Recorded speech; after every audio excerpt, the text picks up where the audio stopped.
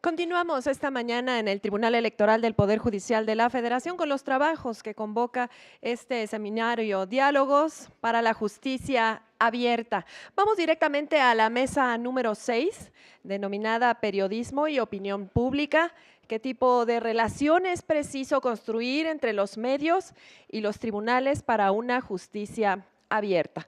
Tengo el gusto de presentar a todas y a todos ustedes al profesor investigador del Centro de Investigación y Docencia Económica, el doctor Saúl López Noriega.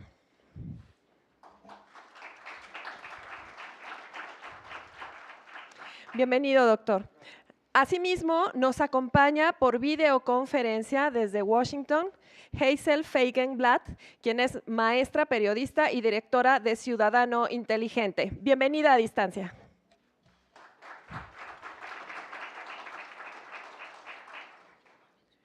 Asimismo, nos acompaña en esta mesa el director asociado de Parametría SADCB, doctor Francisco Abundes Luna.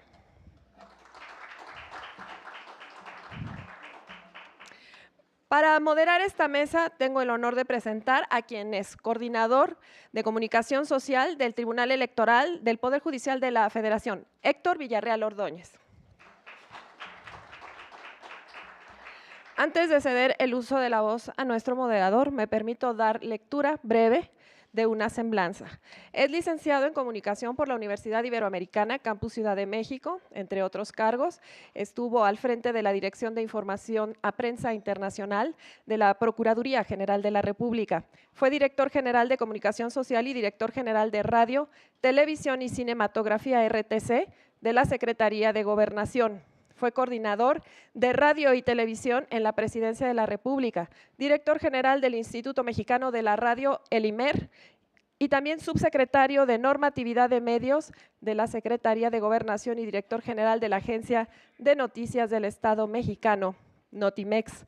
Asimismo, ha sido docente en la Universidad Iberoamericana, en el Centro de Investigación y Docencia Económica y en la Facultad de Ciencias Políticas y Sociales de la Universidad Nacional Autónoma de México. Actualmente es coordinador de comunicación social del Tribunal Electoral del Poder Judicial de la Federación. Señor coordinador, tiene usted el uso de la voz. Muchas gracias, Lucy. Muy buenas tardes a todos y bienvenidos a esta mesa sobre periodismo y opinión pública y especialmente qué relación debe construirse entre los medios y los tribunales para una justicia abierta. Y sin más, quisiera presentarles a nuestro primer ponente, el doctor Saúl López Noriega.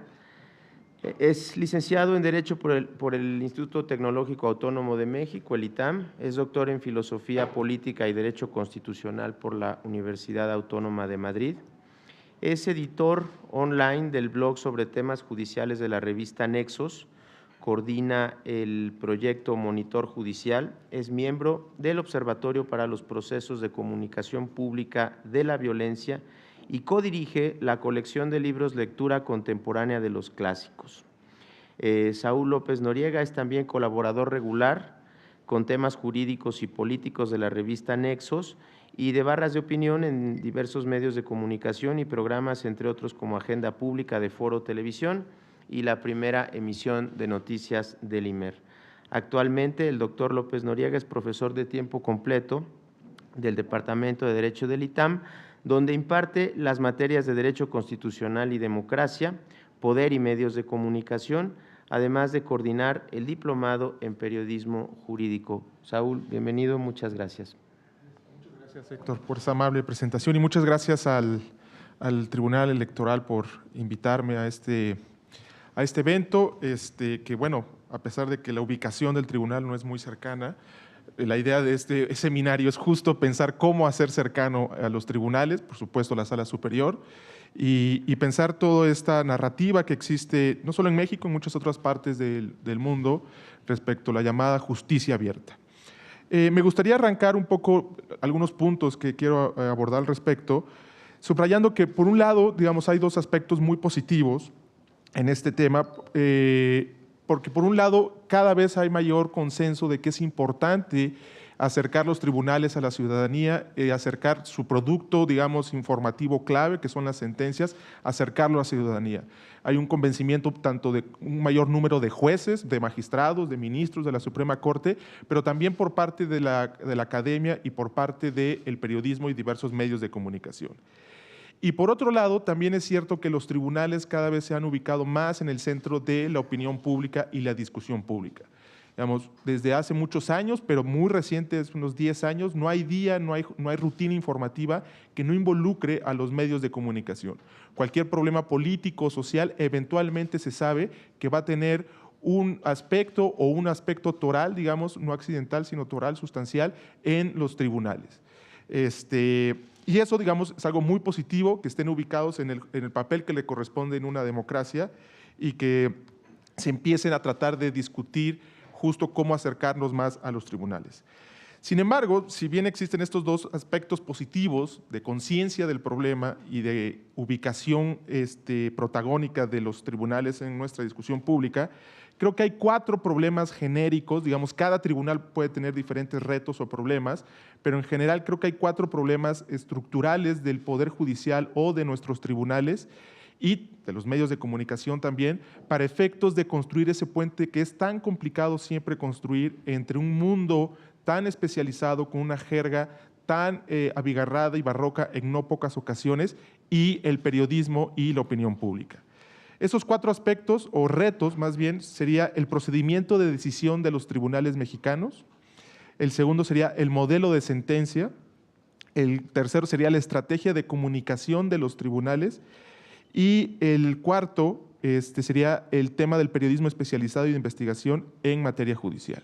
Entonces, un poco lo que voy a tratar de hacer en los siguientes 10, 15 minutos es ver de estos 4 aspectos por qué yo creo que aquí hay un reto para afrontar por los que nos interesan y los jueces y los medios de comunicación. En primer lugar, digamos, si pensamos el primer tema del procedimiento de decisión, si pensamos, por ejemplo, en el procedimiento de decisión de la Suprema Corte y que varios tribunales tienen un procedimiento de decisión bastante similar, en realidad, y más allá de la cuestión jurisdiccional, es un procedimiento bastante malo para efectos de comunicar sus sentencias. Pensemos en breve, sé que procesalmente puede ser distinto, pero en breve están las siguientes etapas del procedimiento de decisión de la Corte. Llega un asunto a la Corte, se turna a un ministro ponente, como sabemos, se presenta un proyecto de resolución a sus colegas y se vota y toma una decisión. Y semanas después, o meses después, viene la llamada engrose o que es la sentencia, lo cual viene la decisión que ya conocimos en términos públicos y junto con los argumentos de la mayoría del caso. Vale subrayar que cuando se discute esta decisión y se vota esta decisión, no solo es público esta discusión, sino que también es mediática, lo cual es una verdadera anomalía en los tribunales constitucionales del mundo. Salvo Brasil, no hay otro país que tenga un procedimiento de decisión característicos. Y esto tiene varias razones, no solo es una tradición de por qué en otros lugares se hace y otros no, sino hay varias razones. Y una de las razones es la preocupación que genera un procedimiento de decisión en estos términos, es un gran productor, un gran generador de juicios paralelos. Un juicio paralelo, como sabemos en breve, es cuando se crea una perspectiva, una opinión respecto a un caso jurisdiccional. El caso, digamos, de laboratorio emblemático en México sería el caso Cassés. No es el único, por supuesto, pero es el más fácil para ubicarnos, donde hay una percepción de segmentos de la población respecto a cuál debe ser el resultado. Y ese costo que ya está en la sociedad, esa idea de cómo debe ser el sentido de la decisión, es lo que tienen que combatir los ministros al momento de tomar su decisión. Y este tipo de juicios paralelos que merman muchísimo la capacidad de acción de los tribunales, merman la legitimidad de los tribunales y distorsionan, y esto es lo más relevante para efectos de este seminario, distorsionan luego el proceso de comunicación de la sentencia y de sus argumentos. Se presenta en el caso de la Suprema Corte cuando se difunden los proyectos de resolución. Todos lo sabemos, en ocasiones los proyectos de resolución generan un costo para los colegas de los ministros, digamos, se presenta un proyecto en un sentido, en una propuesta, y el resto de los ministros, al momento de abrir la discusión, tienen que lidiar o batallar con esa posición.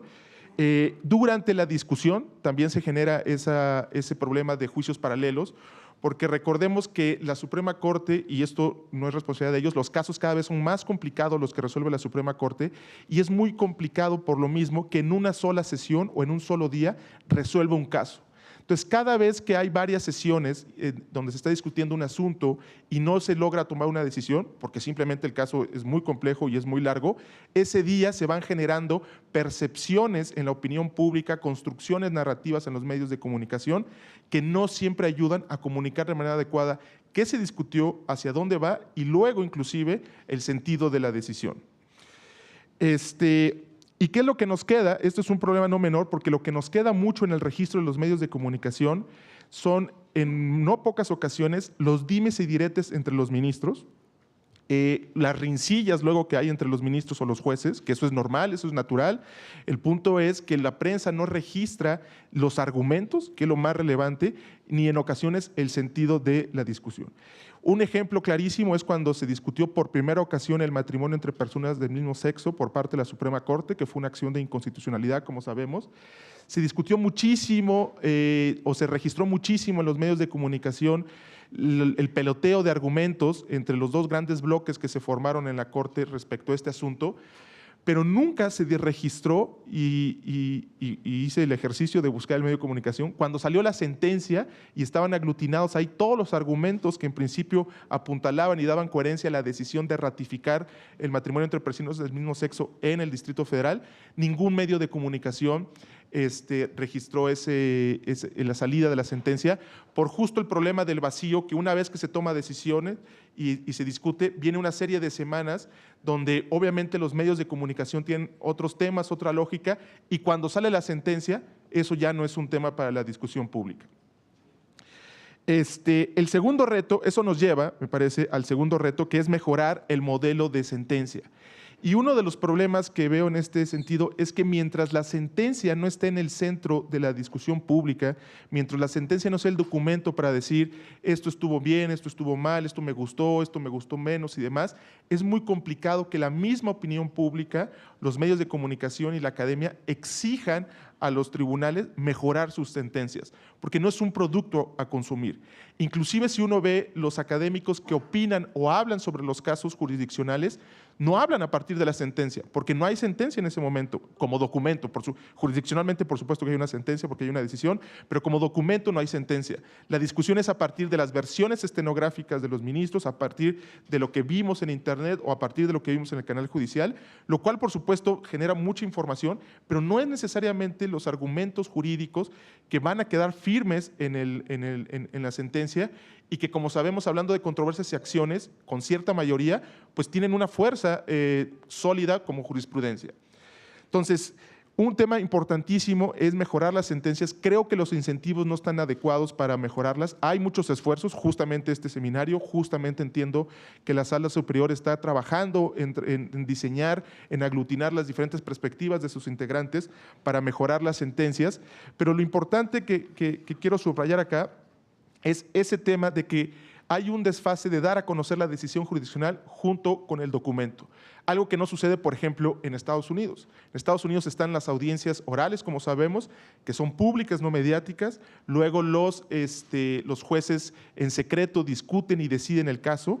Y cuando van a dar a conocer la resolución del caso, lo dan junto con el documento sentencia. Y entonces los medios, es muy complicado para los medios no acercarse a ese documento. Sobre todo porque ahora con redes sociales, digamos, cuando vino el caso de matrimonio entre personas del mismo sexo en Estados Unidos, en cuanto dieron a conocer la Corte Suprema de Estados Unidos esa decisión, todos nos enteramos en el mundo que había dicho es constitucional. Pero lo más relevante que entonces queríamos es, so what? O sea, a partir de qué argumentos, a partir de qué elementos y qué es lo que puede impactar en la dinámica o la narrativa constitucional esta resolución del caso. Y eso obviamente, pues ahí es donde entra el valor agregado de los periodistas al resumir, al discutir, a conectar con precedentes, etcétera, de la sentencia. Creo que en ese sentido, y aquí es una discusión abierta de cómo mejorar el modelo de sentencia de un tribunal mexicano, digamos, Creo que hay varios aspectos a mejorar. En general, las sentencias de los tribunales mexicanos no me parece que sean buenas en términos de comunicación, lo cual no significa que sean buenas decisiones. Esa es una diferencia importante. Pero creo que, digamos, todos sabemos a priori qué hay que hacer. Hay que reducir el tamaño, hay que mejorar el lenguaje, hay que hacerlo más conciso, efectivo. Y creo que hay dos objetivos, porque insisto, la discusión es abierta, pero hay dos objetivos. Es entender que la sentencia en efecto es una pieza jurisdiccional, es un documento jurídico, pero también es un documento, es una especie de dardo comunicacional que es importante pensar al momento de redactarla, no solo asentar bien los argumentos y las posiciones y demás, sino entender que esto debe ser leído o debiese ser leído o debe poder ser leído no solo por un gremio que normalmente nos hablamos entre nosotros y demás, sino que logre saltar el invernadero de los abogados y sea capaz de que un ciudadano pueda leerlos y entenderlo más o menos. Creo que ese es el gran objetivo, entender que es una pieza comunicacional. Como muchos otros poderes saben que cuando emiten una resolución, una decisión y demás, saben, se preocupan por el tema de cómo va a ser leído, si va a ser entendido y cómo va a ser leído. Creo que esos son tres aspectos claves. La otra cuestión, y que por supuesto esto está cambiando, todo esto está cambiando, es el tema de la estrategia de comunicación de los tribunales. Creo que, digamos, hay este gran debate entre los jueces hablan por sus sentencias y por tanto yo emito mis sentencias y punto, ¿no? Hay otros que piden que hay que exigir a los jueces que den entrevistas, que hablen, está el tema de redes sociales o no. Yo creo que el tema de las sentencias, o sea, que un juez se reduzca a hacer una buena sentencia en términos jurisdiccionales y como pieza comunicacional es mucho y es bastante bueno. Pero no solo se reduce eso a la estrategia de comunicación del tribunal, no solo se debe reducir a eso. Y pongo un ejemplo muy concreto. Yo creo que la sentencia de la Corte, por ejemplo, de matrimonio entre personas del mismo sexo que acabo de mencionar, fue buena en muchos sentidos, no solo por la decisión, sino por los argumentos, pero la estrategia de comunicación, cuando salió la sentencia, fue nula. La Corte no emitió ni un comunicado para decir, ya aquí está la sentencia. Y es una sentencia que resume y poner los 4 o 5 argumentos y demás.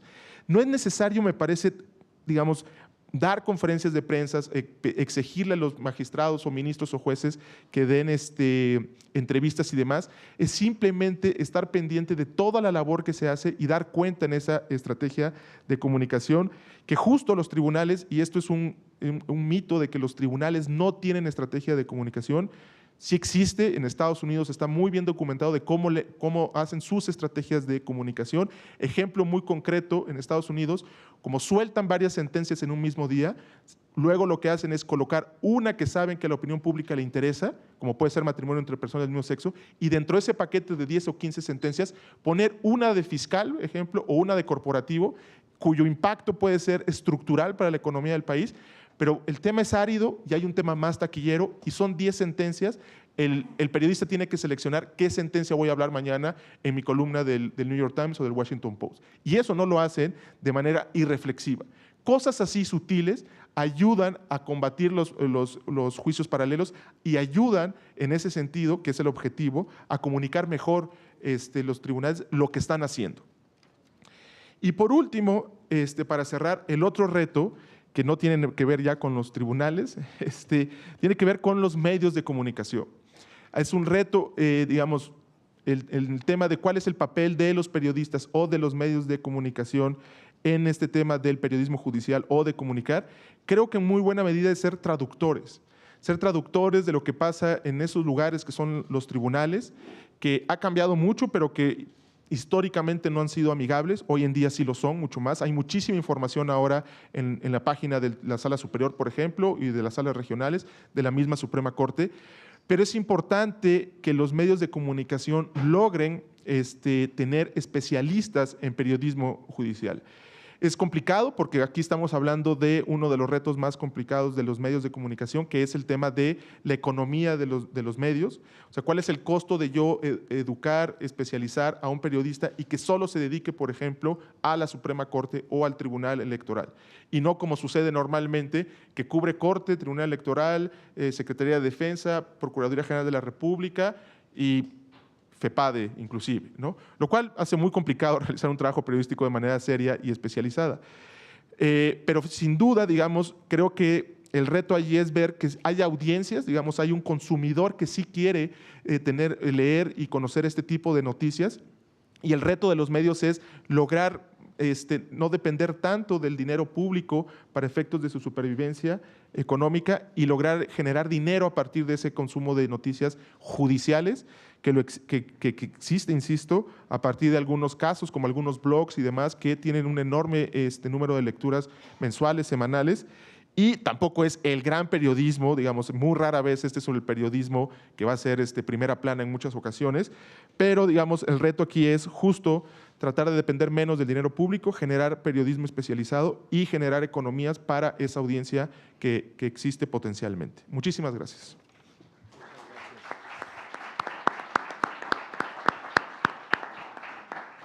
Muchas gracias, Saúl López Noriega. Pasamos a nuestra enlace a través de videoconferencia con la maestra Heisen Feigenblatt.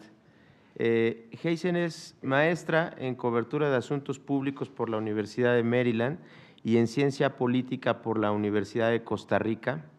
Ella es periodista, miembro del panel de expertos de la Asociación de Gobierno y del Mecanismo Revisor Independiente del mismo. Por su destacada trayectoria periodística, especializada en la cobertura de asuntos políticos, fue galardonada como periodista de investigación, fue corresponsal en Washington y manejó un blog sobre asuntos del consumidor, entre otros temas.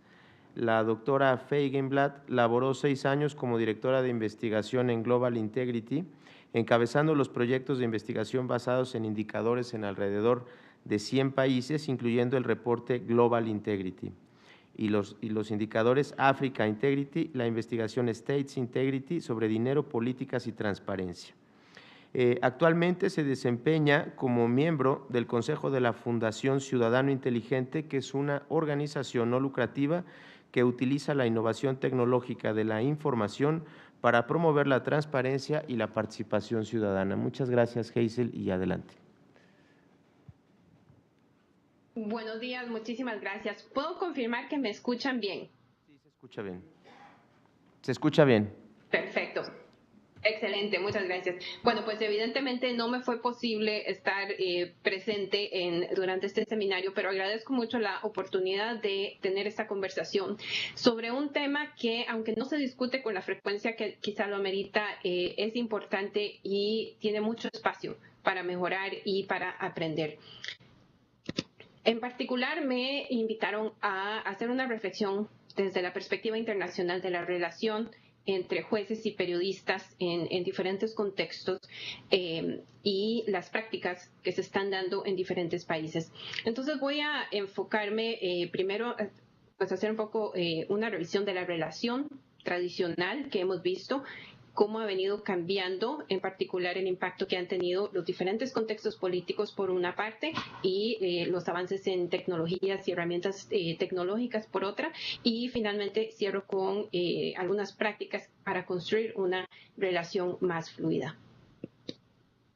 Quizá es útil empezar por hacer pues pensar un poco en el hecho de que en un sistema democrático saludable, los jueces y los periodistas en realidad tienen hay una dimensión en la que son aliados naturales, ¿no? La independencia y la legitimidad del Poder Judicial, como bien sabemos, está muy ligada a la percepción pública, y eso significa que es importante que el público entienda la labor del Poder Judicial para poder confiar en que hay justicia, ¿no? Y la labor de los periodistas, la cobertura periodística es indispensable en ese trabajo. Por otra parte, los periodistas evidentemente necesitan la libertad de prensa para poder hacer su trabajo, y no en pocas ocasiones últimamente recae en los jueces el defender y reafirmar esa libertad. El problema surge en que estamos hablando de disciplinas que vienen de tradiciones sumamente diferentes, ¿no? Y entonces tenemos un abismo en la comunicación que, aunque ha venido mejorando, y vamos a discutir un poco las razones por qué más adelante, lo cierto es que hay también percepciones, digamos, que son problemáticas. Desde la perspectiva periodística, a veces, e incluso pues de los ciudadanos comunes, ¿no? A veces se percibe el trabajo de las cortes como discusiones en una torre de marfil, ¿no? Donde no queda muy claro cómo se están dando esos debates, porque entonces hay varias razones. Por una parte, hay una tradición, digamos, de silencio en el que los jueces dicen las decisiones hablan por sí solas. Y en muchos casos es cierto, ¿no? Hay también, y es comprensible, un temor al riesgo de dar declaraciones y revelar prejuicios o generar una percepción de parcialidad. Y de alguna forma, todo esto ha llevado a, pues, permitirle al Poder Judicial tener sus debates y tomar decisiones a puerta cerrada, algo que no es, digamos, y le ha permitido pues estar sujeto a un escrutinio público y periodístico mucho menor que a los otros poderes del Estado, lo cual es un poco irónico considerando que el poder pues, judicial viene a ser el garante del Estado de Derecho, ¿no? Entonces, surge la pregunta de si es necesario que mantener ese nivel, digamos, de secretismo, no secretismo, pero digamos de esa barrera hacia el periodismo y los ciudadanos. Por una parte, las decisiones, aunque en muchos casos, quizá la mayoría, efectivamente se explican por sí solas, eso no es siempre el caso, ¿no? Y a veces hace falta dar explicaciones, recibir preguntas y explicar por qué. Hay casos en los que se observan inconsistencias que los mismos abogados, juristas, pues piden, sobre las cuales se discuten públicamente. Hay contextos políticos en los que lamentablemente las discusiones, en los que el Poder Judicial quizá no tiene la independencia que se requiere en un sistema democrático y entonces a veces vemos razonamientos que tienen debilidades, que no pasan, que se pueden poner en un papel, pero que no pasan un escrutinio, digamos, una entrevista, un interrogatorio. Y en algunos casos no se entienden. Creo que Saúl decía muy diplomáticamente, se refería a esto. Hay casos en los que simplemente nadie entiende un por tanto, ¿no? Yo recuerdo una ocasión en la que estaba trabajando como periodista, se publicó un por tanto al final de la semana, un viernes, y no se entendía si paralizaba el proceso o no lo paralizaba. Y recuerdo que después de hablar con el ministro, con los abogados de las empresas, con la Contraloría, con la oficina de prensa, nadie entendía y no encontraban a los magistrados. Todo el mundo podía esperar el fin de semana, yo tenía que publicar al día siguiente, entonces llamé al magistrado, al presidente de la Corte a su casa en la noche, a ver si me quería aclarar el asunto, y recuerdo que cuando le expliqué la situación le dio risa y me dice, sí, es que aquí no sabemos escribir todavía. Entonces también a veces cuando existe, digamos, suficiente confianza como para tener ese tipo de intercambios, es más fácil tener una comprensión mutua del trabajo que de los dos lados. Y bueno, por parte, desde la perspectiva de algunos jueces, a veces surgen dudas sobre la capacidad o la autoridad de los periodistas para pedir cuentas. Como comentaba el colega anteriormente, hay periodistas especializados que son sumamente buenos en trabajar estos temas. Hay otros a los que pues están empezando o que tal vez tienen muchos tipos de fuentes y no tienen la misma con los mismos recursos para dedicarse tan de lleno, y eso a veces genera pues ese tipo de limitaciones, ¿no? Hay también quienes tienen la idea de que los periodistas deben traducir lo que se dice en la Corte, pero no necesariamente ejercer una labor de rendición de cuentas, de escrutinio, de hacer preguntas, ¿no? Luego también está el tema del temor a que la información, a que un juez haga declaraciones sobre un tema y estas se pues publiquen de forma inexacta, o que se le hagan preguntas que lo pongan, digamos, en evidencia o que lo hagan quedar mal y entonces desautoricen en cierta forma la imagen del juez o del Poder Judicial. Y bueno, también en algunos contextos existe cierto temor a que algunos medios puedan tener agendas políticas que puedan, pues, digamos, afectar el mensaje que últimamente se va a publicar. Y algunos de estos o sea, son pues, preocupaciones que pueden ser válidas, pero que de ninguna manera son justificación para una barrera a una comunicación muchísimo más transparente con la prensa. Entonces, básicamente tenemos un debate, por una parte, entre jueces que consideran que en efecto ellos se podrían beneficiar de ese intercambio de información más fluido con la prensa, por ejemplo, este juez en Estados Unidos que dice tienen que haber reglas claras, pero al final tenemos que empezar a reducir ese abismo.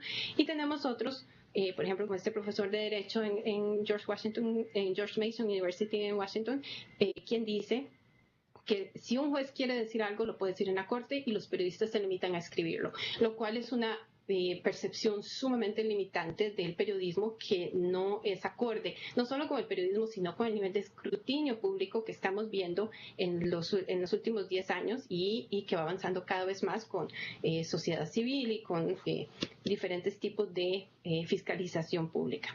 Entonces, hay ese nivel de apertura que estamos observando internacionalmente se puede explicar por tal vez dos factores principales.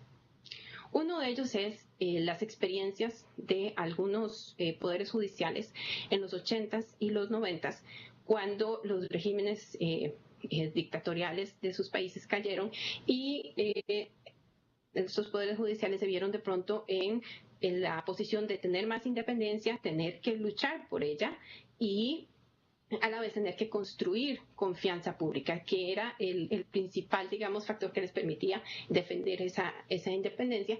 Y eso entonces los llevó a abrirse muchísimo más de lo que había sido el Poder Judicial entendido hasta ese momento en cuanto a su relación con la prensa y con el público. Estamos hablando entonces de, en algunos casos, campañas de información, de un intercambio informal muchísimo más fluido y espontáneo entre jueces y periodistas pues además de acceso a información, a datos, a documentos, etcétera. También explicación de asuntos de procedimiento, de conceptos legales. Eso evidentemente entonces tuvo un impacto más fuerte en países que tenían una democracia, digamos, en crisis. Y luego tenemos más recientemente los avances en temas tecnológicos de información y comunicación que obviamente afectan a la mayoría de países y en los que, como vimos en el panel anterior sobre gobierno abierto, están realmente dándole las herramientas y la capacidad a los ciudadanos, sean individuos, sociedad civil, organizaciones de sociedad civil o periodistas, la capacidad de analizar información, de pedir información más detallada como parte de una labor de fiscalización pública muchísimo más agresiva de lo que se había hecho antes, y eso pues está también entrando en los poderes judiciales ya sin tanta distinción como la que habíamos visto antes entre el Poder Judicial y los poderes legislativo y ejecutivo anteriormente. Entonces vamos claramente hacia un mundo en el que pues la labor judicial es está cada vez más expuesta al público como debe ser, y la pregunta es ¿qué muestran las experiencias de los diferentes países en ese sentido? ¿Cómo están avanzando? ¿Qué están aprendiendo? No es un tema, lamentablemente, aunque se discute bastante, no es un tema sobre el que se hayan hecho muchos estudios, pero me llamó la atención uno que se publicó este año. Básicamente no estudió un gran número de países, pero hizo casos de estudios sobre países que han tenido pues experiencias contrastantes, ¿no? Entonces, de un lado del espectro tenemos países que muestran un nivel de apertura hacia la prensa mayor. Sobresale casualmente Latinoamérica. Ellos mencionan el caso de Brasil, el caso de Argentina, en donde hay canales de YouTube que no son solo como las transmisiones de un proceso judicial, sino que además hay material noticioso, hay audiencias de millones de visitantes, etcétera. Se hacen campañas para llegar a diferentes segmentos del público por redes sociales, por medio de conferencias, etcétera. Entonces hay, digamos, un nivel de apertura, de acceso a documentos que tal vez no se ve incluso en países que tradicionalmente se habían reconocido como más abiertos. Y eso casualmente los estudios lo rastrean a las luchas en esos países de los poderes judiciales por defender su independencia. En ese sentido, entonces, esa transparencia les ayuda a pues poner en evidencia cuando se están recibiendo, digamos, presiones, etcétera, y eso es lo que, digamos, ahí esa relación con la prensa ha ayudado de gran forma a pues mantener, digamos, un comportamiento más democrático. Luego está Canadá, Estados Unidos, Noruega. Estos son, como vemos, democracias históricamente estables. El caso de Canadá va muchísimo más allá de la mayoría. Ellos, por ejemplo, con el caso de las sentencias que se hablaba anteriormente, ahí se permite lo que ellos llaman hacer un lockup, que básicamente es antes de que se haga pública una sentencia o una resolución, se le da acceso a los periodistas de forma embargada. Entonces, eso quiere decir que documentos altamente técnicos, casos complejos, los periodistas pueden leerlos con tiempo, de forma pausada, aclarar las dudas que tienen, preparar la publicación y publicar en el momento en que la Corte lo publica, ¿no? Entonces, es algo que funciona, ha funcionado muy bien de los dos lados, o sea, los periodistas no salen y lo publican antes de tiempo, y por otra parte, se permite entonces al público recibir una noticia de una mayor calidad, ¿no? Preparada de una forma más pausada. En Estados Unidos realmente está como en un término medio, ¿no? Los magistrados de la Corte Suprema pues escriben libros, van a conferencias, a veces hacen comentarios hasta sobre el presidente, como vimos recientemente en la campaña pasada. Pero, por otra parte, muchos de los debates son a puerta cerrada, no permiten cámaras, tienen las resoluciones no se permiten antes, no se hacen, digamos, briefings sobre algunos temas complejos que podrían beneficiar a la cobertura y la calidad de la información que últimamente le llega al público. Noruega es un caso interesante porque es uno de los poderes judiciales, según entiendo, más al que mayor confianza se le tiene en el mundo, pero por otra parte es sumamente limitado en la información que da la prensa, en el acceso que los periodistas tienen a los jueces, y de acuerdo con el caso de estudio también no hay demasiado interés de parte de la prensa, lo cual se explica un poco en el contexto. No es un país que no ha tenido mayores problemas de corrupción, que es políticamente muy estable. Y luego tenemos en el otro extremo del espectro a democracias muy jóvenes que son en las que los poderes judiciales son sumamente cerrados. Por ejemplo, en el caso de Corea del Sur, solamente élites periodísticas, solo ciertos medios tienen acceso a los oficiales de prensa del Poder Judicial, ni siquiera a los jueces, y los documentos que se publican son sumamente limitados y pues no se pueden observar debates, etcétera. En Ghana es interesante que ha sido similar, pero en el 2012, cuando se pidió anular una votación y la Corte estaba bajo mucha presión política, decidió abrir acceso a las cámaras, a hacer los debates públicos como una forma de defender, digamos, su independencia, y después de eso pues volvió a mantenerse cerrada. Entonces, lo que vemos, aunque estas no son necesariamente, no es una fórmula al nivel digamos, de democracia, entonces, ¿cuál es la relación? Pero sí vemos que hay una relación clara en la medida, en la forma en que la relación con la prensa, con los periodistas, contribuye a mantener la independencia, la confianza en el Poder Judicial. Ahora, ¿qué prácticas interesantes se observan en otros países en ese esfuerzo por construir una mejor relación? Yo veo dos pilares importantes. Uno de ellos es abrir datos, el otro es dar explicaciones. Abrir datos, estamos hablando de pues, gobierno abierto, lo vimos bastante en el panel anterior. Mucho del trabajo que los periodistas hacen es analizar datos, es buscar información, comparar cosas.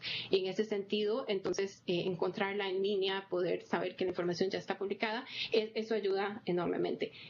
Un estudio que se hizo recientemente sobre 7 países en Latinoamérica concluye que, aunque se han hecho avances importantes en este sentido, solamente un país, Costa Rica, pareciera ir encaminado de una forma sistemática hacia un sistema de justicia abierta. Y aún así, tiene problemas, digamos, en cuanto a que la información que se publica no está suficientemente desagregada, no es completa, oportuna, y rastrean esto un poco a la resistencia que hay todavía dentro del Poder Judicial al escrutinio público, ¿no? A pesar de que el liderazgo judicial está caminando hacia eso.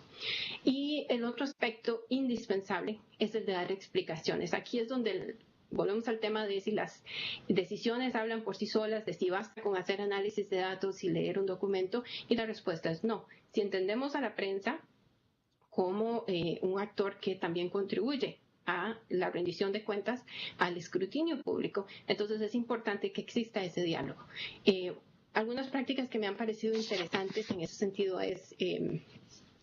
hay jueces que hacen, digamos, reuniones, conversaciones informales con la prensa para explicar cosas del caso. Eso no quiere decir que se va a publicar lo que van a decir, pero los periodistas tienen la oportunidad de aclarar cosas importantes. Y creo que además le da al juez un excelente puente para medir si lo que está escribiendo, si las decisiones que están tomando están quedando claras al público. Porque si no las entiende un periodista que se ha venido dedicando a seguir estos casos, pues posiblemente tampoco las va a entender el ciudadano común, ¿no? Y también depende de los casos, ¿no? Hay casos muy complejos, otros casos sencillos, cuando realmente amerita, pues cuando hay preguntas, ¿no? Entonces, esos son... y bueno, también se están haciendo cada vez más comunes los entrenamientos para los periodistas para entender mejor los procesos de la Corte, pero además para los jueces de saber cómo trabajar con periodistas. En ese sentido, hay un tema de reglas claras y de transparencia que es importante. ¿Reglas claras en qué sentido? Por una parte, le daría muchísimo más confianza a las dos partes conversar si están en la misma página de qué significa hablar off the record, qué significa hablar solo como contexto, en qué caso se va a publicar qué, cuándo no se va a publicar. Y eso es algo que se puede simplemente discutir, se debe discutir en cada conversación. Y con respecto a transparencia, es cada vez más común ver decisiones arbitrarias por parte de jueces sobre en qué casos se va a permitir que haya Twitter, que los periodistas estén tuiteando desde ahí, o que tengan cámaras, o que, digamos, se pueda utilizar los blogs o no. Hay casos donde un juez dice sí se puede hacer microblogs, pero no se puede hacer Twitter, a pesar de que es básicamente lo mismo.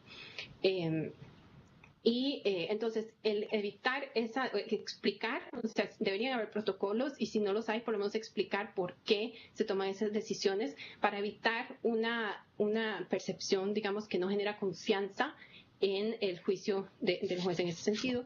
Y finalmente, la conciencia de que hay la cobertura periodística de los temas judiciales, a final de cuentas, es una responsabilidad compartida. Como sabemos, la gente lee cada vez menos y se quiere informar de una forma muy simple y muy rápida. Y eso quiere decir que los periodistas tienen que hacer su tarea de entender el lenguaje legal para poder traducirlo, pero también que los jueces tienen que esforzarse por asegurarse de que están comunicando correctamente. En ese sentido, un mecanismo interesante que se hace en algunos, que lo hace una organización en Estados Unidos, es talleres con periodistas y jueces en los que se hacen ejercicios como poner a los jueces a tratar de escribir una noticia en un tiempo corto, como para que haya un entendimiento mutuo de los retos que realmente enfrentan los dos lados, ¿no?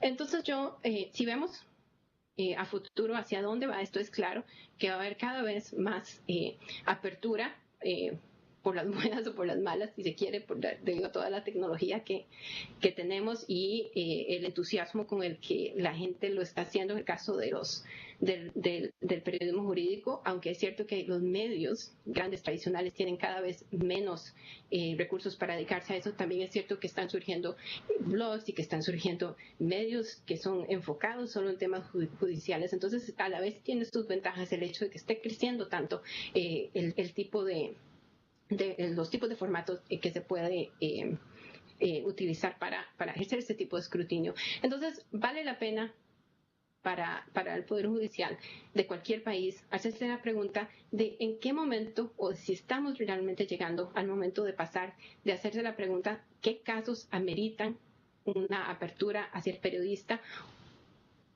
versus qué casos realmente justifican la opacidad. Es decir, ¿la norma con la que estamos trabajando en este momento es la apertura o estamos todavía tratándola como una excepción? Cuando la norma en el trato con los periodistas de todos los casos, de todos los procesos, de todas las sentencias, de todos los tipos de documentos que se ponen a disposición, sean totalmente abiertos y sea solamente una excepción la opacidad, es ahí cuando estamos realmente llegando a el punto, digamos, de estándar donde podemos hablar realmente de justicia abierta. Muchas gracias. Bueno, creo que en estas primeras participaciones hemos tenido cosas muy, muy interesantes. Por un lado, el doctor López Noriega nos destaca la importancia, la responsabilidad de los tribunales también de que sean precisamente las sentencias las que estén en el centro del debate, de la cobertura y de la discusión mediática, y un poco destaca la importancia del papel de las sentencias mismas como piezas de comunicación. Y la maestra Hazel Feigenblatt hace una interesante reflexión también sobre las distintas tradiciones de donde viene el trabajo propiamente jurisdiccional y el trabajo periodístico, y cómo pues ahí hay una necesidad de una comprensión mutua y una serie de experiencias de cómo esta apertura, como quiera que sea, se está dando y podría darse de una manera mejor y más estratégica para ambos. Yo quiero recordarles nada más que tenemos la posibilidad de que apunten ustedes algunas preguntas. Yo creo que tendremos tiempo de que nuestros ponentes nos respondan algunas de ellas, entonces si nos las hacen llegar las vamos de una vez preparando. Damos paso a nuestro siguiente ponente, el maestro Francisco Abundis. Él es director asociado de la empresa Parametría, es maestro por la Universidad de Oxford en Políticas Públicas y por la Universidad de Columbia en Asuntos Internacionales. El doctor Abundis es candidato a doctor en Ciencia Política por la Universidad de Connecticut. Sus principales líneas de investigación son psicología social, opinión pública y comportamiento electoral. Francisco Abundis ha sido profesor investigador del CIDE, profesor invitado en el ITAM y profesor de la Universidad Iberoamericana. Se desempeña actualmente, y lo ha hecho por muchos años, como consultor del gobierno federal, de gobiernos locales, de partidos políticos y de organizaciones internacionales, como el Banco Mundial, el British Council, la UNESCO, entre otras instituciones. Y participa, como seguramente lo han visto, en diversos medios de comunicación, abordando siempre temas sociales, políticos y coyunturales desde la óptica y la especialidad de la opinión pública. Muchas gracias, Francisco, por estar acá. Bienvenido. Gracias, Héctor. Quiero dar las gracias a la institución por esta invitación. Siempre es una buena oportunidad poder compartir datos y temas de preocupación con un público como este, especializado. Antes de empezar con esta presentación, les quiero dar algunas de las preocupaciones para que me ayuden a leer estos números o las gráficas que les voy a presentar. Como bien decía Saúl, estamos en un proceso de judicialización de muchos temas sociales, de la toma de decisiones de gobierno. Me recuerda mucho algo que nos pasó después del año 2000 en México, cuando de pronto el Congreso se hizo un nuevo actor y el Congreso pasó a hacer algo en nuestra vida pública que el ciudadano no entendía muy bien. De pronto hubo un día que el público, el ciudadano mexicano, se enteró que el Congreso no estaba de acuerdo con que el presidente saliera del país, ¿no? A lo mejor recuerdan esa anécdota que pasó con el expresidente Fox. Ese solo evento para el promedio del ciudadano mexicano en un país de tradición presidencialista fue más que desconcertante. Y luego la respuesta fue un poco más complicada todavía, porque en términos formales lo que se le dijo al ciudadano es no solamente que el Congreso tenía esa facultad, sino que además siempre la había tenido, nada más que nunca la había ejercido. Son como momentos claves en la comprensión del ciudadano de este país que de pronto creo que las pasamos por alto. Lo que pasó en ese momento con el Congreso me recuerda un poco lo que está pasando ahora con el judicial en general, en diferentes grados. Y les quiero citar solamente algunos elementos entre culturales y estructurales de por qué comunicar para un actor de esta naturaleza tiene en sí mismo algunas complicaciones. Primero, como tal, que es un nuevo elemento en la vida pública. Segundo, que la referencia cotidiana que tiene el ciudadano promedio o la opinión pública no es del todo grata. De hecho, algunos estudios sugieren que quien ha tenido contacto con un ministerio público, quien ha estado en algún proceso judicial, su opinión es sustancialmente más negativa de aquel ciudadano que simplemente observa las decisiones del judicial en abstracto. Tenemos un tercer elemento que sería la opinión pública en sí mismo es un nuevo actor. En las democracias contemporáneas es un actor que muchas democracias no saben bien a bien cómo lidiar con él. Y tenemos algunos juicios de opinión que pasan a afectar otros procesos. Saúl citó el caso de Florence Cassé, que me parece que es emblemático, pero ese solo proceso y la complejidad que tiene rebasa mucho las capacidades de comprensión que tiene el público, sobre todo cuando la explicación es que se le deja libre porque no se siguió el debido proceso. Cuando el ciudadano promedio ya tenía clara la respuesta, ya la había juzgado, ya sabía quién era, ya sabía… Pero eso nos pasa en una cantidad infinita de casos. Puede ser, algo que se entre el ciudadano como un juez que dejó salir un narcotraficante, o recientemente otro juez en Veracruz que deja salir un muchacho en un caso que públicamente ya se juzgó. Es decir, esos muchachos ya los juzgó el público, ¿no? Tienen hasta un apodo no muy grato, ¿no? El de los porquis. Entonces, es muy complicado para este ciudadano entender que de pronto todo esto ahora depende de jueces, depende de magistrados, algunos locales, hay instancias locales, otras federales, por darles algunos ejemplos.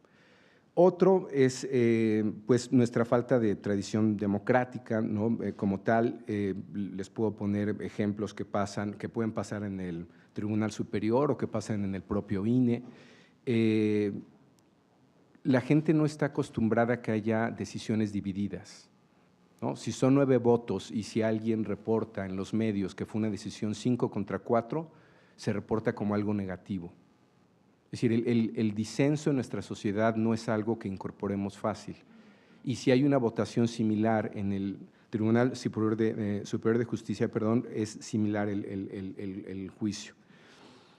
Otro punto, y digamos aquí yo creo que varios actores de la vida pública podríamos padecer de este mismo problema, es precisamente la falta de prensa especializada. Y aquí es un cuestionamiento, una crítica genérica a los medios. Si bien tenemos programas de mesas de discusión, frecuentemente estos programas son mejores mientras sean entre especialistas. En nuestra prensa en México frecuentemente tenemos programas de discusión donde un día los mismos, analistas, opinadores son especialistas en aviones, otro día son especialistas en el judicial, otro día son especialistas en temas fiscales, otro día son especialistas… Sí hay un tema ahí de responsabilidad de los medios y ahí, hace un momento que se habló de se puede informar al público o se le puede explicar. Ahí la psicología política y la psicología social tiene 2 conceptos muy útiles: información social o información política contra sofisticación social o sofisticación política. Uno es cuánto sabemos, otro es cuánto entendemos. Uno de los problemas que tiene hoy no solamente el ciudadano de México, diré el del mundo, es la capacidad para digerir información. No hay nada peor que tener más información de la necesaria para entender un proceso complejo, porque simplemente lo hace más confuso. Y otra vez, no es exclusivo de los temas judiciales, pero creo que es de los más propensos precisamente por la complejidad que puede implicar una sentencia o alguna otra decisión. A esto tengo que añadir que, como verán en los datos que les voy a mostrar, que si bien los medios solían ser nuestro, heurístico, puesto en términos de psicología social, nuestro traductor de los temas, hoy día tenemos otro elemento que se llaman las redes sociales, que por cada nota que nosotros vemos en un medio de comunicación hay una red social que se encarga de cuestionarla. Entonces, de pronto, por mejor explicado que esté un tema, siempre habrá algún blog, alguna red, alguien con alguna autoridad de una red social que puede cuestionar lo que en principio el medio ya validó.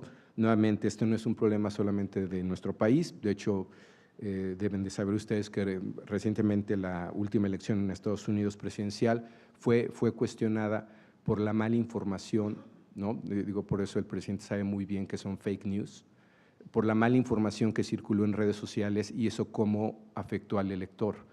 Eso está pasando en muchos países, otra vez no es exclusivo del nuestro, pero eso está haciendo que el traductor por antonomasia, el traductor que valida o tiene responsabilidad de validar sus noticias, hoy día se ha cuestionado porque tan importante es lo que dice un medio de comunicación electrónico, alguna noticia de periódico, radio, televisión, como lo que puede pasar en una red social. Estos son como los elementos que les adelanto para que vean ahora estos números. Digo, no los quiero preocupar, pero si ven esto creo que a lo mejor me entienden. Estos son los niveles de atención que puede tener una decisión tan relevante para una institución como esta. Por ponerles un ejemplo, esta es una medición que hicimos en 2011. Todas estas son mediciones cara a cara, en vivienda, digamos, lo más representativo que pueda haber en opinión pública. Se los menciono porque la metodología o el universo que uno comprende a veces puede cambiar o, digamos, puede variar los porcentajes, pero finalmente todas estas son mediciones representativas de lo que piensa el público en general. Usted se enteró que fue nombrado un nuevo presidente del Tribunal Electoral del Poder Judicial de la Federación, 1 de cada 5, y seguramente esta medición está sobreestimada porque una vez que se le ofrece la información al respondente, nos va a, hay algo que se conoce como social desirability o social de una respuesta deseada.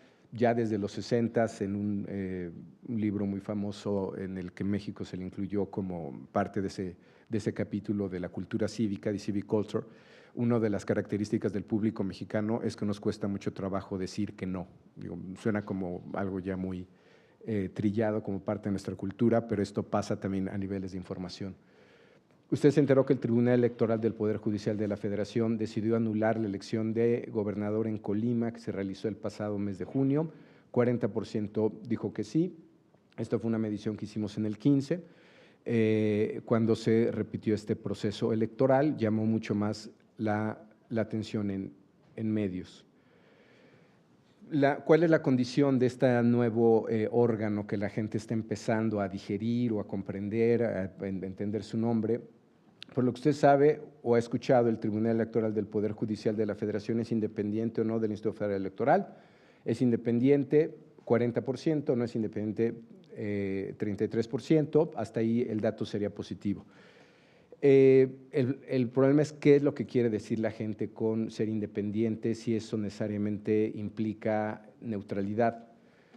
Esta es una serie que tenemos desde hace ya, digamos, algunos años. La empezamos en agosto del 11, un poco con la hipótesis o sembrando preguntas pensando en nuevamente esta historia que vimos con el Congreso.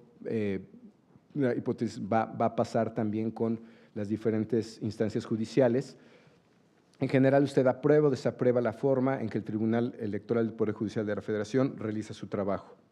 Más o menos hasta el verano del 12, venía con números positivos, niveles de aprobación de 62, 57, 61. Hay un momento ahí a inicios del 12 que medio se tocan las dos curvas, pero si ven, a partir básicamente, digamos, nos falta un registro en el 13, pero hay un punto, hay un cambio donde pasamos de tener datos positivos en términos de aprobación, y lo verán también en términos de confianza, a desaprobación, que es esa línea roja, y si le pusiéramos una línea que cruce todos esos puntos, verán que es una pendiente donde los negativos vienen subiendo con el tiempo. Si lo ven en términos de confianza, digamos, tenemos este es nuevamente aprobación, esto es confianza. La gente o el público es mucho más exigente en lo que se refiere a la confianza, salvo ese dato de julio del 12, que eso suele pasar cuando tenemos procesos electorales no cuestionados, relativamente exitosos. Todas las instituciones electorales se van para arriba, pero si quitamos ese punto de julio del 12, en realidad, digamos, es la negatividad que existe o la actitud que hay sobre este Poder Judicial es crítica. Y aquí es donde vienen los temas delicados. ¿Usted cree que el Tribunal Electoral del Poder Judicial de la Federación está integrado por magistrados imparciales o cree que favorecen algún partido político? 48% favorecen algún partido político. Es decir, de entrada ya no hay un buen cuestionamiento, hay un cuestionamiento sobre la parcialidad o sobre la imparcialidad, y lo podremos ver en el tiempo también. Ahora, digamos, este podría ser el juicio más crítico en lo que se refiere en particular al Tribunal Electoral. Uno pensaría entonces que traducir esta información a través de medios de comunicación convencionales nos podría ayudar a mejorar la imagen. El problema es que estos medios están en una situación igual o más crítica que el propio Tribunal Electoral. Es decir, hay un cuestionamiento muy serio de los medios de comunicación hoy día en este país, que diríamos pasa en cualquier democracia. Le pasó a Estados Unidos, le pasó a los españoles, y en México no es la excepción. Esto es cómo se informa la gente. Si ven, están bajando los niveles de atención, por ejemplo, de televisión, de periódicos, de radio, y lo que viene subiendo son redes sociales. Estos niveles de reputación de medios convencionales de comunicación, ¿no? Medios como Televisa, TV Azteca, Canal 11, que por cierto, es el tercero más conocido y el de mayor reputación a nivel nacional, televisión estatal, Foro TV, CNN, Proyecto 40, Canal 22, Milenio, Imagen, Canal 34 y Canal 28. Si ven, todos están en números positivos, y digamos, sería un mapa de su nivel de conocimiento y su nivel de opinión. Pero si lo vemos en tendencia, cambia la historia. Esto es, ¿qué tanta confianza hay en noticieros de radio, por ejemplo? La línea verde es mucha confianza o algo de confianza, y la roja es poca o nada de confianza. Si ven, también esta es una serie larga, ya de casi 15 años. Hay una tendencia muy clara a que la gente desconfíe cada vez más en los medios de comunicación, en este caso radio. Si lo vemos en el caso de televisión, la historia no es distinta. Digamos, es claramente, nuevamente, es una serie desde junio de 2002, donde veníamos con niveles de confianza de 70%, y durante mucho tiempo, prácticamente 10 años, por ahí 12 años, estuvo en niveles positivos la evaluación de los medios de comunicación. Periódicos, ¿no? Presenta básicamente la misma tendencia. En este caso, si ven, comparado con radio, con televisión, que tiene una tendencia más clara, estos fueron cuestionados ya desde hace mucho tiempo, o se cuestiona su objetividad o imparcialidad. Esto es como para ilustrar qué es lo que cree la gente de qué está pasando con los medios. ¿Usted cree que la situación de inseguridad que se vive en el país ha limitado o no ha limitado la información que usted recibe sobre ciertos temas? ¿Hay conciencia de que sí hay limitantes sobre lo que se difunde en este tema en particular? ¿Quién cree que es el principal responsable de limitar la información que usted recibe sobre ciertos temas?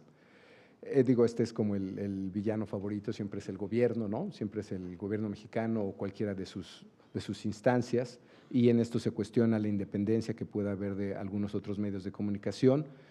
Esto es muy interesante porque esta es una tendencia reciente. Hoy día se confía más en la prensa extranjera. Desde su punto de vista, ¿quién cree que sea más confiable En cuanto a reportar los hechos de violencia que se viven en el país, la prensa mexicana o la prensa extranjera, digo, se los pongo como ejemplo, este es de un tema en particular, pero lo estamos observando para la mayor parte de los temas. Prensa extranjera se asume como más objetiva. Este es interesante porque, no obstante que, como vieron, algo como Canal 11 puede ser muy bien evaluado, que es un medio público, en general se cree que hay más confianza en los medios privados.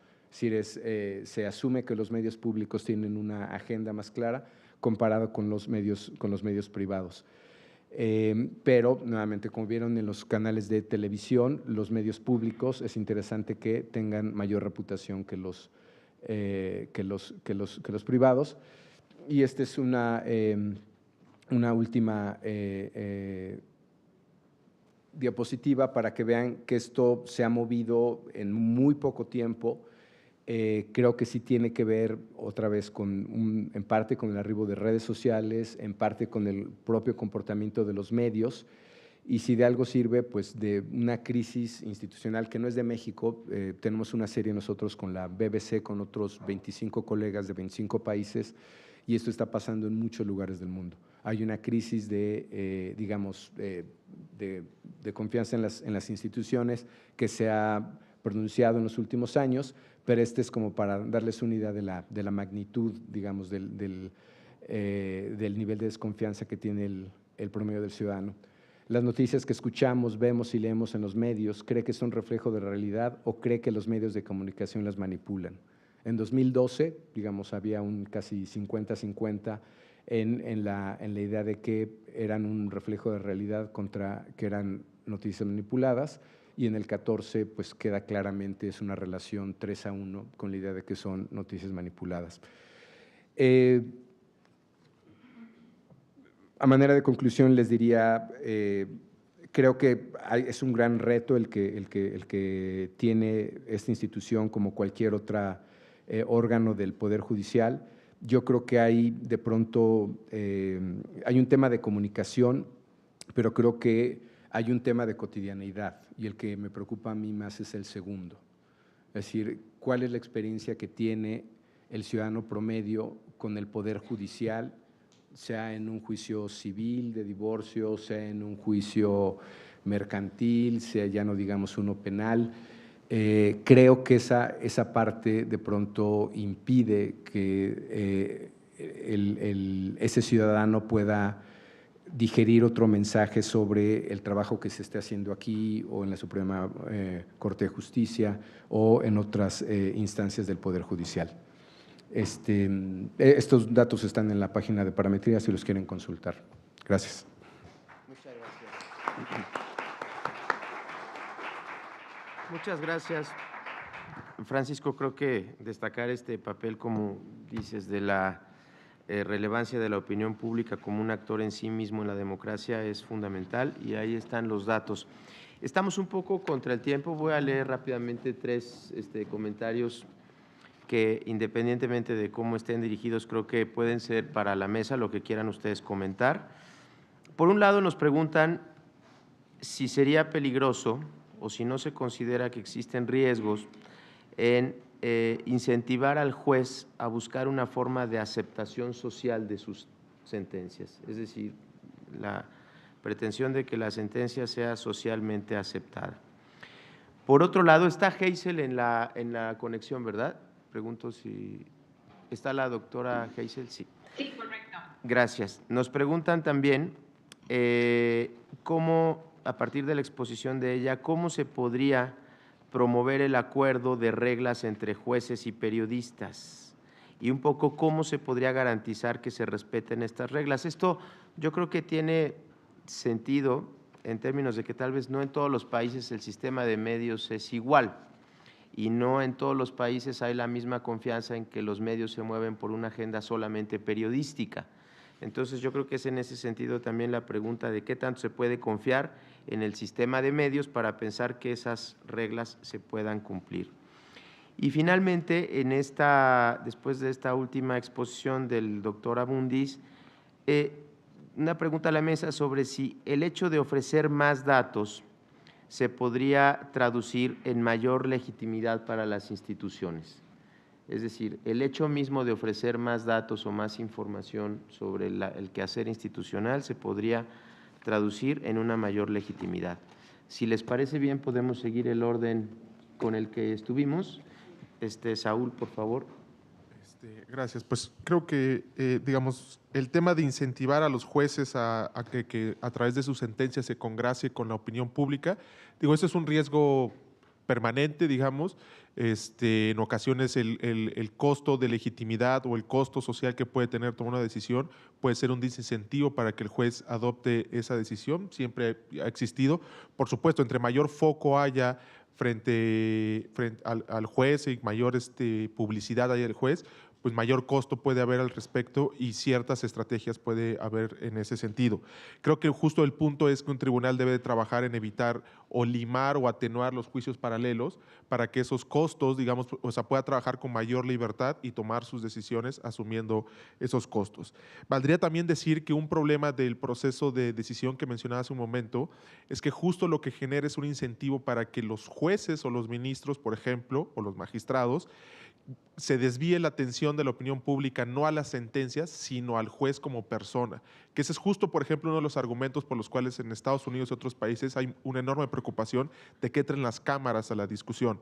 Porque dicen, está bien, es importante la justicia abierta, es importante el escrutinio, pero el protagonista de este chamba son las sentencias. Y por supuesto, los argumentos nos pueden criticar y demás.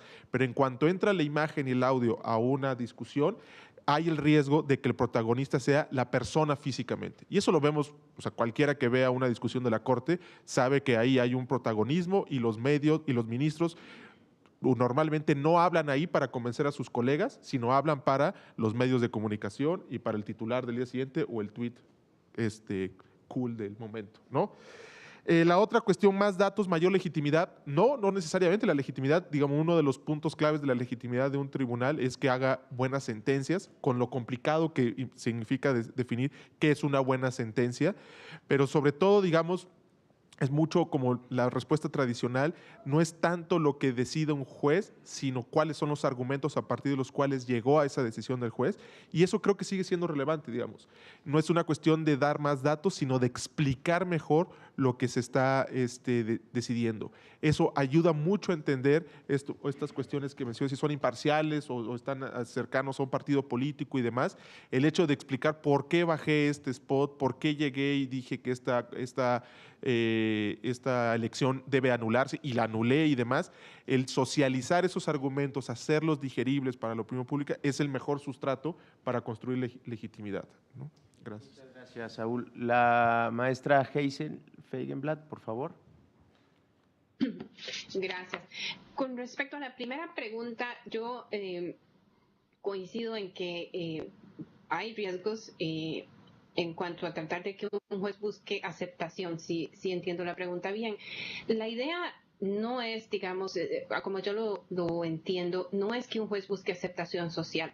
Lo que creo que es importante y esencial para cualquier juez es que sus decisiones, particularmente cuando son muy complejas o son controversiales, se puedan explicar como justas, como razonadas, con argumentos claros. Puede ser que hayan, como ocurre con los abogados, siempre va a haber varias opiniones, pero el tema es que haya un razonamiento claro que dé la impresión de justicia. Eso es lo que al final de cuentas realmente importa. Entonces, es un poco parecido al reto de los periodistas, ¿no? Si uno escribe una noticia que muestra problemas, no sé, de seguridad en un aeropuerto, es muy posible que al director del aeropuerto le parezca que es subjetivo y que no le, pues no sé, que es una nota negativa, ¿no? Pero al final de cuentas hay normas de seguridad que determinan eso. Entonces no es si la noticia, si hay una aceptación de la noticia o no. Es la noticia, digamos, basada en hechos. Está presentando los hechos y los está describiendo de forma clara. Entonces es importante tener claro que no es incentivar a buscar aceptación, es incentivar a explicar por qué las decisiones que se están tomando son justas y son últimamente legítimas. Precisamente el tema de la confianza pasa mucho por entender que las decisiones se están tomando de una forma justa. Eso es absolutamente esencial.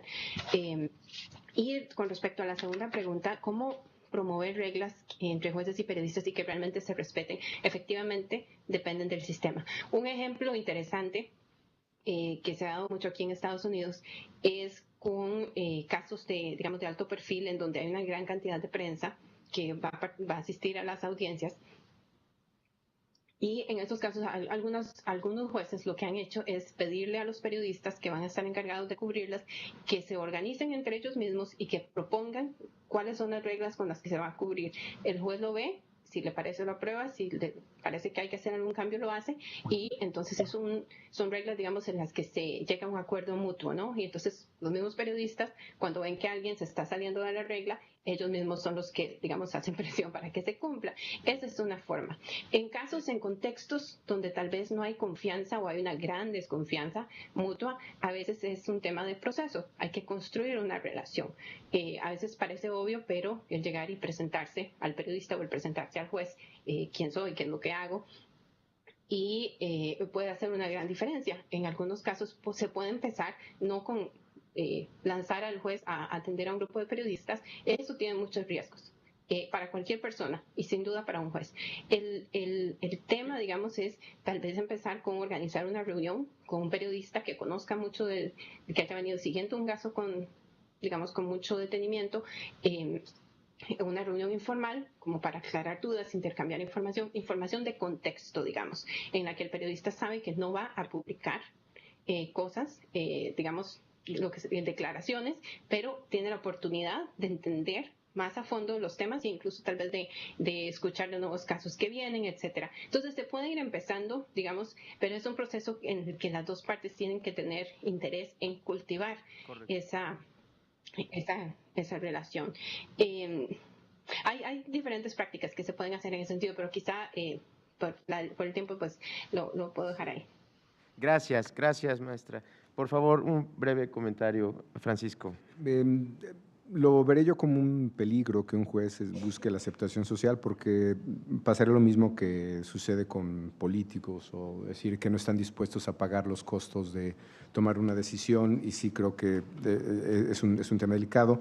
De hecho, lamentablemente, precisamente por la forma en que los medios plantean los temas, da la impresión de que más de un actor, no solamente jueces, de hecho incluso lo veo con abogados, se ven sujetos de este juicio público, ¿no? Digo, si ven la cobertura, por ejemplo, de lo que está pasando con el exgobernador Duarte, se critica a sus abogados porque son los mismos abogados que defienden a la maestra, ¿no? Si eres, como diría Silva Jerez, o que aquí no creemos en el derecho de los malos, ¿no? Si son malos tenemos que lapidarlos, ¿no? O ya el juicio público va por delante, ¿no? Entonces, entiendo la preocupación, pero sería tan grave como lo que pasa con los políticos. Finalmente, igual que hay una judicialización de procesos sociales, creo que hay un peligro de politización de la justicia, que es lo que nos pasa a veces. De hecho, como ejemplo, ya está pasando con el Chapo. El Chapo pasó, digo, no lo traigo en gráfica, pero pasó de tener una imagen negativa de menos 80 y hoy día tiene ya una imagen no positiva, pero está en menos 5. En los últimos 5 años la imagen del Chapo ha mejorado 75 puntos. Ustedes díganme a quién cuestiona esos números. Gracias. Muchas gracias. Gracias a todos y gracias a ustedes. Pasamos a la siguiente mesa. Gracias. Agradecemos a quienes integraron esta mesa. No habrá receso para la siguiente mesa en el marco de este seminario. Así es que les pedimos, por favor, continuar en sus respectivos lugares. Por su atención, muchísimas gracias.